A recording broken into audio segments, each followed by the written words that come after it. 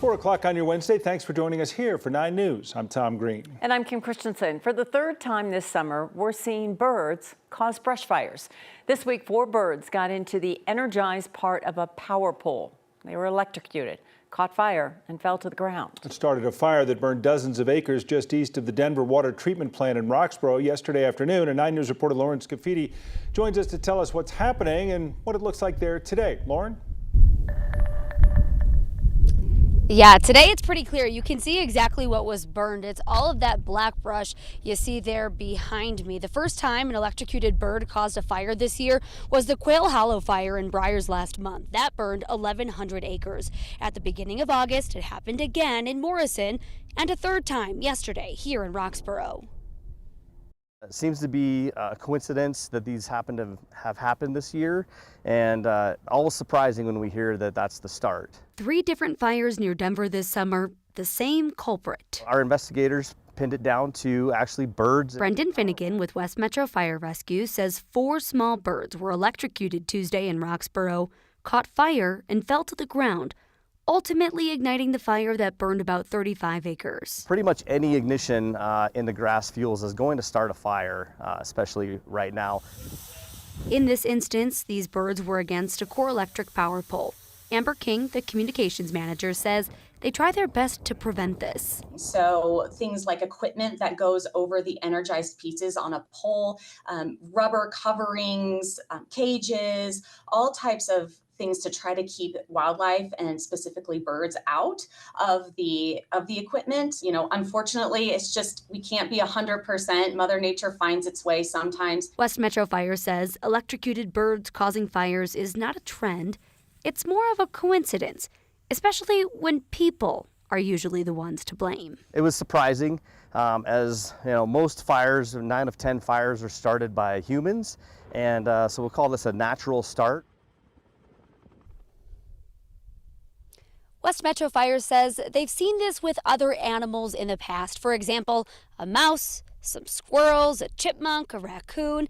And I asked Core Electric how often they've seen an animal interact with one of their power poles and accidentally start a fire. They weren't able to give me that data, but they did say that so far this year, animals, wildlife, have caused 65 outages. Now that's up from 2022, where there were just 40. Live in Roxborough, Lauren Scafidi, 9 News. Well, Lauren, the outages are bad. The fire is certainly worse. Whatever they're doing is not necessarily working right now, and I imagine they're going to have to come up with another way, at least if this continues. Yeah, they say it's something that they keep on monitoring and seeing if there's a way that they can improve it. But Core Electric did tell me that they had all of the proper precautions in place this time. Those animals just still find a way sometimes. Yeah, they do. Well, we'll have to keep an eye on that. Thanks, Lauren. Let's take a live look over Denver right now. There aren't in many places you'd rather be at the end of August. It's always nice here typically this time of the year. Kathy, got a little hot though. I was just thinking though, you mentioned other places you'd rather. Mykonos would be nice. Ooh, really? Yes. Okay, Yeah. that's good. Because you say there aren't many places, but I bet you I could come up with 10. You could. A couple in the Caribbean, perhaps. Caribbean, or- always Do any nice. of them Yep. have you here? Currently? Yeah. Presently? I'd like to go see them before I decide. but That's what I thought. And we'd like to go with you just to make sure that you stay. We're all you know, going. The 4 o'clock show's on the road. Kim, it is a warm afternoon. It absolutely is. This is our warmest day of the week. So far, 91 degrees in Denver. Lots of sunshine, blue skies, a little bit of cloud cover out there. And we're awaiting a weak cool front that will move in overnight tonight. That's going to take temperatures the other direction. We're going to be about 5 to 10 degrees cooler tomorrow. Currently 91 in Denver, 95 in Greeley, 93 in Fort Collins. Temperatures in the high country comfortable with the upper 70s and lower 80s. Winds are starting to pick up. You could hear that in Lauren's live shot in Douglas County. Winds out of the south and southeast are picking up, and that's drying out the fuels here at the surface. So fire danger is something, of course, we're monitoring throughout the afternoon. But we are tracking that cool front, which will take us out of the 90s today into the 70s and 80s tomorrow. And then everybody wants to know, how about that holiday weekend forecast? Well, we're in between 2 weather systems now. now. Moisture to the south, a little center of circulation to the north of us. And with that front coming in, it'll be generally a dry front that we're tracking. Storms that we see this afternoon and evening along the Colorado-New Mexico line have wind and lightning with the severe threat well north and east of our forecast area. So temperatures in the low 90s now will trend downward into the 70s by about 10 or 11 o'clock tonight. Coming up, the timing and impact of the incoming front and what that means for the rest of your week. We'll have that in just a bit. Fire investigators have determined an unattended candle led to a fire that destroyed a home in Littleton overnight. South Metro Fire says that candle was left under a covered patio in the backyard and sometime after 1 a.m. sparked the fire that spread to the house near Wadsworth and Coal Mine Avenue. 2 people and their pets were able to get out of the home safely. They are getting help with temporary housing. In a couple of hours, the Adams 12 School Board is going to decide whether to place an $830 million bond and a $34.5 million mill levy override on the November ballot. Now, the bond would help support building needs. The mill levy override would address operational needs like expanding career and technical programs for all students. It would also be used to help with teacher retention. The school board will vote on the 2 proposals at 7 o'clock. If approved, the voters will still make the final decision. That would be in November. Last night, the Poudre School Board in Fort Collins sent its own mill levy to voters. The proposal would raise up to $49 million a year for school essentials like salaries and building maintenance. If it passes, homeowners will pay $25 for every $100,000 their home is worth. The hero student who was killed in the shooting at STEM School Highlands Ranch in 2019 has received a new and special honor. It was last night that Douglas County Commissioners voted to rename Lucent Boulevard as Kendrick Castillo Way, a tribute to his actions on May 7th of 2019. Castillo is also honored on a portion of C-470 through Douglas County, which was renamed Kendrick Castillo Memorial Highway by the state legislature back in 2020. This spring marked 5 years since the deadly shooting at STEM School. 1 student was killed. It was Kendrick Castillo. 8 other people were shot but survived. In the days after the shooting, we learned much more about how Kendrick died a hero, confronting a gunman directly, helping to prevent further bloodshed. His classmates call him a hero. One called the shooting an example of a good person stopping a coward. On the campaign trail today, Democratic vice presidential nominee Tim Walz appeared in Boston, speaking to the International Association of Firefighters convention. We'll keep fighting to protect your retirement benefits, lowering taxes for working families, and finally making corporations just pay their fair share. They're doing fine. They're doing fine. They can pay their fair share.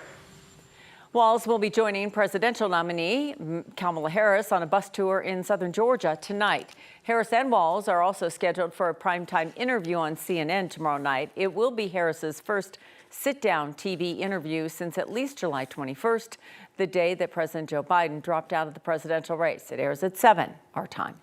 Meanwhile, the Trump campaign is focusing on battleground states Pennsylvania and Wisconsin. The vice presidential nominee, J.D. Vance, was scheduled to visit both of those states today. As far as Trump, he's headed to Wisconsin on Thursday and Pennsylvania on Friday. Speaking of Pennsylvania, the FBI released these photos today showing the gun that was used in the attempted assassination of Donald Trump last month. FBI officials say the gunman broke the weapon into pieces and then hid it in that black backpack. They've also said so far they believe the shooter acted alone.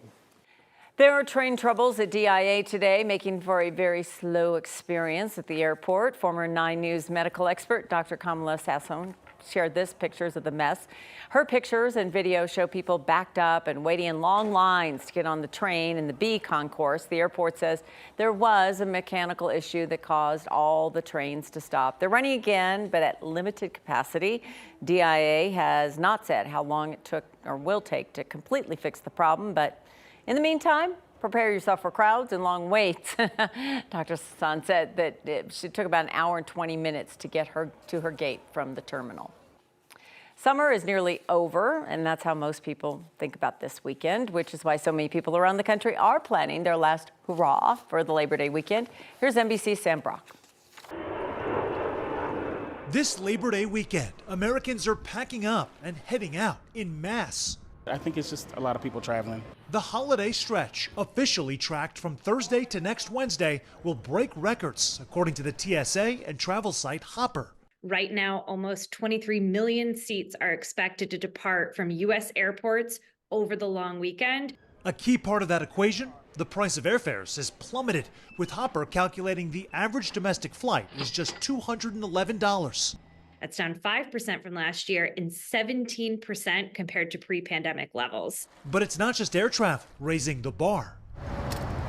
Gas prices averaging $3.35 nationwide are also revving up drivers. Sunday and Monday are going to be the roughest days, especially Monday. The interstates in the major metro areas like Philadelphia, Atlanta, DC, New York, Los Angeles, they're going to be packed in those afternoon hours on Labor Day itself. When it comes to airports, the busiest, Atlanta, Chicago, Dallas, and Denver, with the three-day weekend, a last chance for families to soak up the summer sun.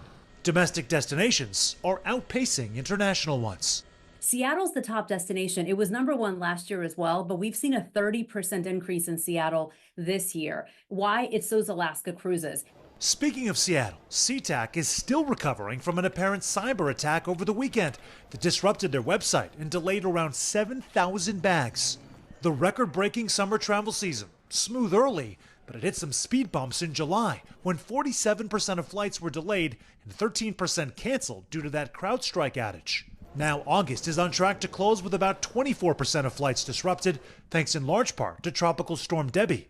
Experts encouraging travelers to buy a flight disruption assistance guarantee, so if your flight is canceled or delayed for any reason, you can rebook on the next available flight on any airline. One man's trash, another man's treasure. We'll see how that works out for the Pittsburgh Steelers because they named Russell Wilson their starting quarterback today. Interesting, right? Yeah. That means, barring any injuries, he'll be here starting for the Pittsburgh Steelers. In week 2, heck of a matchup. The Steelers will be here. The Broncos' home opener is September 15th. So Russell Wilson scheduled to return to Mile High. Of course, this is the team that he lifted to an 11-19 record over 2 seasons here. He also is being paid a lot by the Broncos right now to play for the Steelers. Gets about $39 million not to wear the orange and blue, so I'm sure he'll be welcome back. Interesting, though, I think so many people are concerned about Russell Wilson as the starting quarterback coming here. Yeah. I bet you less than half the people could tell you who's going to start for Seattle in week 1 against the Broncos. They've already skipped to game 2. Oh, yeah, they have. The Broncos are back out on the practice field today, after the roster cuts of yesterday. Sean Payton knows now what his 53 looks like. Says he's feeling good about the start of the regular season. I'm excited, and look, I'm excited to see how we stack up. You know, because throughout the preseason, you got different combinations of teams playing players, and you know, there's a lot going on. But I am pleased with the energy, some of the things that you guys can see just from the eye. He was in good spirits today. The Broncos kick off the season in 11 days, Sunday, September 8th. They'll play the Seahawks in Seattle. The Seattle starting quarterback is Geno Smith, the same guy who beat Russell Wilson 2 years ago. Yeah. Okay.